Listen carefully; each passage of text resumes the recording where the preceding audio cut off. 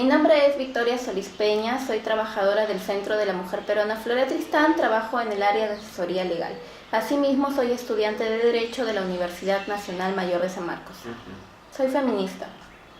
Bien, Victoria, ¿qué representa el feminismo para ti? Para mí el feminismo representa una postura política que brega por la igualdad de derechos para hombres y mujeres. En la actualidad, ¿qué rol cumple la mujer en la sociedad? En la actualidad el rol de la mujer ha mejorado, ¿no?, en comparación a tiempos pasados en los cuales la participación de la mujer en el ámbito público era muy restringido. Actualmente podemos ver que la participación de la mujer es totalmente dinámico y diverso. Por ejemplo, actuamos en la cuestión política, intervenimos, ¿no es cierto?, participamos en partidos políticos, participamos en agendas legislativas, ocupamos cargos dentro del Estado como funcionarias públicas. Sin embargo, hay algo importante que acotar, que esta participación en el ámbito público, si bien ha crecido en los últimos años, todavía sigue siendo menor en relación a nuestros pares masculinos. Es decir, todavía hay una agenda de igualdad que se tiene que manejar en este espacio. ¿Por qué? Porque el feminismo también lo que nos señala es que la igualdad no simplemente es una igualdad de acceso, sino también una igualdad en condiciones. ¿Qué derechos exige actualmente el movimiento feminista al que perteneces? El movimiento feminista al cual pertenezco, básicamente un feminismo de agenda juvenil, ¿no es cierto? Las mujeres jóvenes feministas, lo que están exigiendo y demandando actualmente básicamente es el respeto del Estado peruano y la garantía del Estado peruano a los derechos sexuales y reproductivos de las mujeres. ¿Y esto cómo se concretiza? Más que nada en la agenda de la despenalización del aborto en los casos de violación sexual.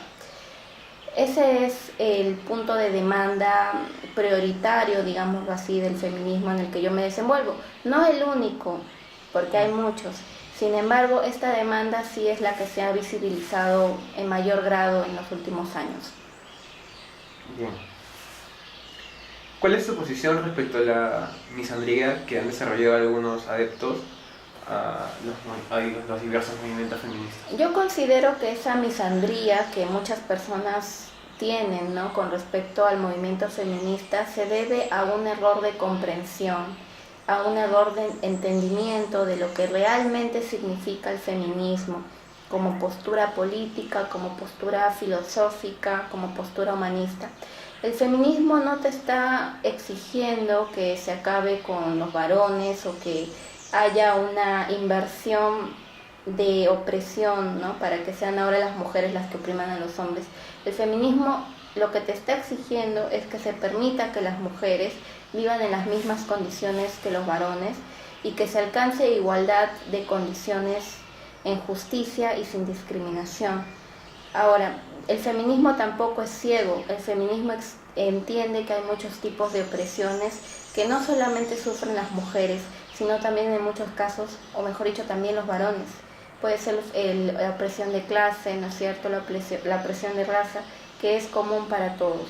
Sin embargo, el feminismo le da una mirada interseccional, ¿no?, en el sentido de que se desprende de la opresión de género muchos tipos de opresiones diferentes en el caso de las mujeres. Pero no somos ciegas a que hay problemáticas que son comunes para ambos sexos.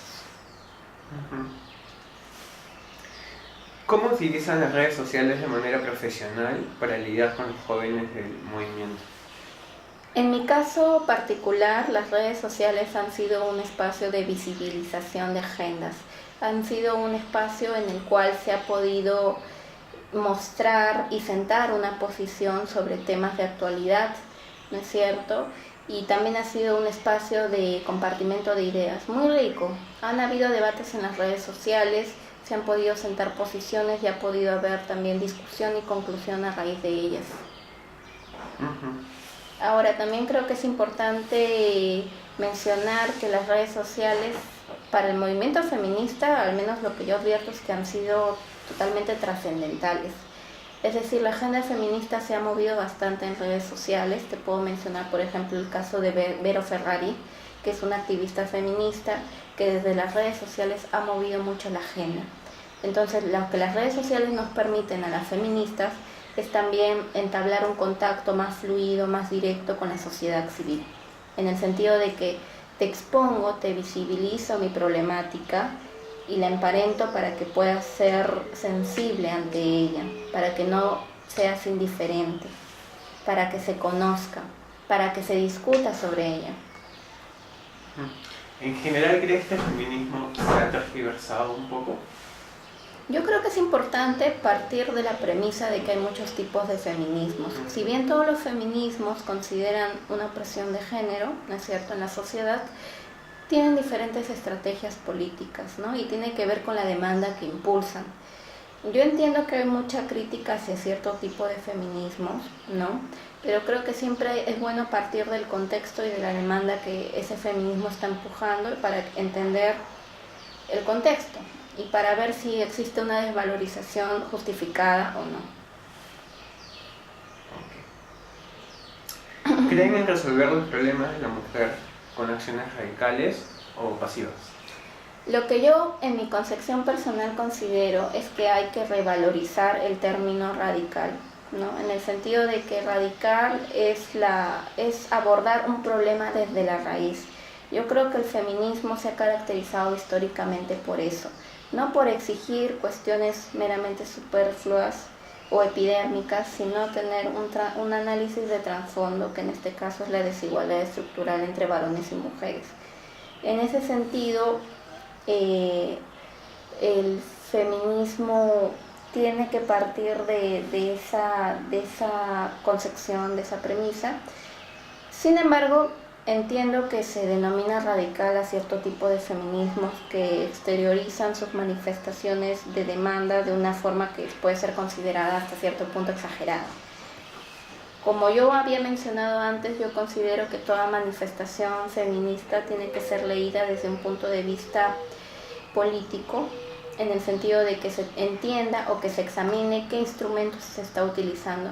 En el caso de las manifestaciones por la despenalización del aborto, en el momento en que una mujer activa o denuncia mostrando los pechos, ¿no es cierto?, protesta de esa manera, lo que está haciendo es usar su cuerpo como un espacio político de visibilización de su demanda y también ir contra el discurso hegemónico.